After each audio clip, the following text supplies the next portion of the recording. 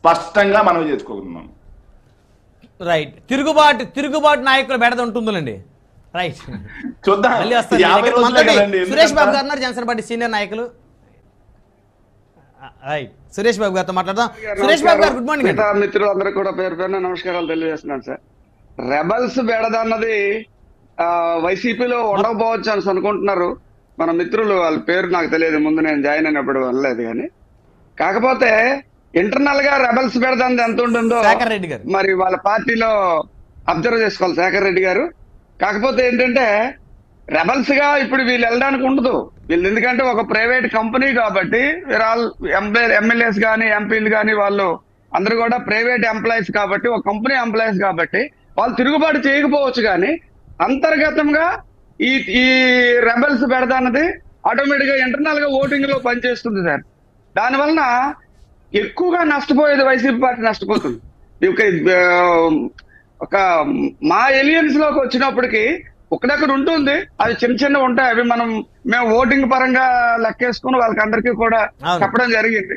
మరి ఒక వైసీపీ అనే ఒక పరిపాలనలో రాష్ట్రం అప్పుల పాలు అయిపోయింది కాబట్టి ఇంటర్నల్ గా వీళ్ళందరూ కూడా పనిచేస్తారు.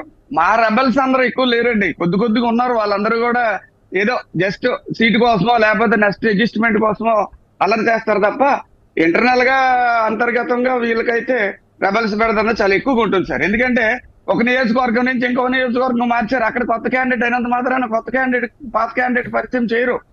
వాళ్ళని పరిగణలోకి తీసుకోవడం అనేది జరగదు. అవును, వీళ్ళు అనుకుంటున్నారు క్యాండిడేట్లు మార్చేస్తే అక్కడికి వెళ్ళిపోతాయంటే అక్కడ వాళ్ళు లోకల్ క్యాండిడేట్స్ ఎవరు, అక్కడ అందరూ కూడా మనస్ఫూర్తిగా పనిచేసే పరిస్థితి అయితే ఇప్పుడు ప్రెసెంట్ వైసీపీలో లేదు సార్. అది మన శేఖర్ రెడ్డి గారికి తెలుసు. కాకపోతే మరి పార్టీ పరంగా వాళ్ళందరూ సర్దుబాటు చేయాలి కాబట్టి అర్థం చేసుకుంటున్నారు. అలా సర్దుబాటు చేసి చెప్తుంటారు కాబట్టి మరి చూడాలి ఎలాగ ఉంటుందని. అంటే జనసేన పార్టీకి రెబల్స్ బెడద ఉండదంటారా? ఇప్పుడు కొన్ని నియోజకవర్గాల్లో టికెట్లు ఆశించిన నేతలు వాళ్ళు ఇప్పటికీ కూడా వారి యొక్క ధిక్కార స్వరాన్ని వినిపిస్తూ ఉన్నారు. ఖచ్చితంగా మాకు సీటు ఇవ్వాలి ఇక్కడ ఉన్నటువంటి పరిస్థితిని బట్టి, లేకపోతే జనాభా ప్రాతిపదికన, సామాజిక వర్గాల ప్రాతిపదికన ఓట్ బ్యాంకును బేస్ చేసుకొని కొంతమంది అడుగుతూ ఉన్నారు మాకు ఈ సీట్ కావాలని. లేని పక్షంలో మరి వాళ్ళు ఏమన్నా రెబల్ అభ్యర్థులుగా పోటీ చేస్తే ఏ మేరకు నష్టపోయే పరిస్థితులు ఉంటాయి? పోతున్న మహేష్ గారు నిన్ననే కొద్దిగా ఏదో నాకు ఇవ్వాలి కంపల్సరీగా అన్నట్టుగా ఏదో చేస్తున్నారు. ఒక దగ్గర అక్కడక్కడ కావాలని అడుగుతున్నాం తప్ప మేము ఎక్కడ రెబల్స్ గా కూడా పనిచేయడానికి మేమైతే అలాగే అనుకోవట్లేదండి. ఎలియన్స్ లో ఇప్పుడు ప్రెసెంట్ రాష్ట్ర పరిస్థితి బాగులేదు కాబట్టి ఎలియన్స్ లో ఈ కూటమిలో జాగ్రత్తగా ఓట్లు బ్యారేజ్ వేసుకుంటూ వెళ్ళి గెలిపించి వైసీపీ నుంచి వైసీపీ రహిత ఆంధ్రప్రదేశ్ కావాలి కాబట్టి దానికోసం చిన్న చిన్న రెబల్స్ గా బయటకు వచ్చిన జరుగుతుంది. కానీ ఎక్కడ ఎవరు కూడా పోటీ చేసే పరిస్థితి లేదు. వాళ్ళు కూడా ఫైనల్ గా వచ్చేటప్పటికి కలిసే పనిచేస్తాము, కలిసే గెలిపించుకోవడానికి మనం ప్రయత్నం చేస్తున్నాము. కాకపోతే ఈక్వేషన్స్ అన్న చిన్న మారుతాయి. ఇప్పుడు పాలకొండలో ఉంది, పాలకొండలో జనసేనకి అన్నది ఇప్పుడు ప్రకటించారు. అది వాళ్ళని మనం చెప్పడం జరుగుతుంది. క్యాండిడేట్ సరైన క్యాండిడేట్ కావాలి కాబట్టి ఏ పార్టీ నుంచి వచ్చాడు అన్నది కాన్సెప్ట్ కాదు, కానీ గెలిచే క్యాండిడేట్ కావాలన్నది మా ఆలోచన. అలా చాలా హెచ్ఆర్లో కానీ లేదా శ్రీకాకుళంలో కూడా నిన్న బీజేపీ వాళ్ళు కూడా కొన్ని అడుగుతున్నాము తప్ప మా దగ్గర ఎక్కడ కూడా రెబల్ క్యాండిడేట్స్ అన్న కాన్సెప్ట్ అన్నది జనసేనలో కానీ తెలుగుదేశంలో కానీ బీజేపీలో కూడా రాదు సార్. అది ఉండే ప్రయత్నం లేదు. ఎవరు కూడా అవన్నీ కూడా సద్దుమణిగిపోతాయి. అవి 2 రోజులు మామూలుగా ఆ సమీకరణాలను బట్టి వాళ్ళు కష్టపడ్డారని చెప్పి అడగడం అయితే జరుగుతోంది. రెబల్స్ పడైతే మాకు లేదు సార్ ఎక్కువ. సో జనసేనకి అసలు రెబల్స్ బెడద లేదు అనుకోవచ్చు, ప్రశాంతంగా ఉండొచ్చు అంతేనా?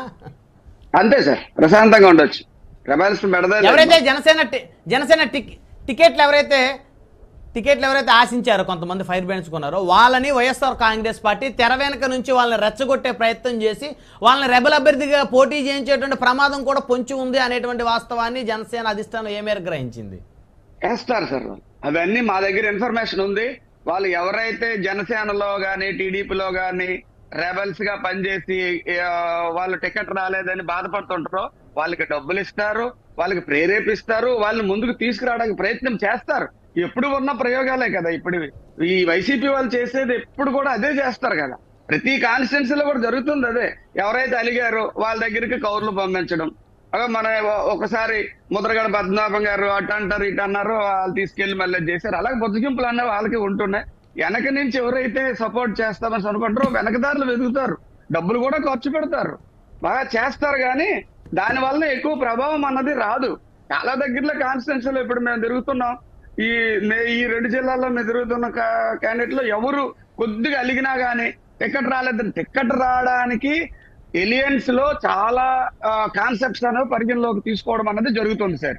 ఆ పరిగణలోకి తీసుకునేటప్పుడు అందరికీ టికెట్ రాదు కదా, ఎవరికో ఒకరికో ఇద్దరికో వస్తుంది అనుకోండి, వాళ్ళు సపోర్టర్ గా తిరుగుతారు తప్ప ఆ కాన్స్టిట్యున్సీలు ఒకరికే ఇస్తుంది. మిగతా వాళ్ళందరూ అసలు అందరికీ కావాలి ఎమ్మెల్యే టికెట్లు. వద్దన్నారు ఎవరు ఉంటారు? అలాంటి వాళ్ళని వైసీపీ అనేది ప్రోత్సహిస్తుంది. ప్రోత్సహించినంత మాత్రాన దానివల్ల ఏ ప్రమాదం జరిగే అవకాశం అయితే అసలు ఉండదు సార్. పార్టీ వ్యతిరేకత ఎక్కువ ఉంది. మీరు ఎన్ని ప్రయోగాలు చేసినా కానీ వైసీపీ ముందుకెళ్ళడానికి ఛాన్సెస్ లేవు సార్.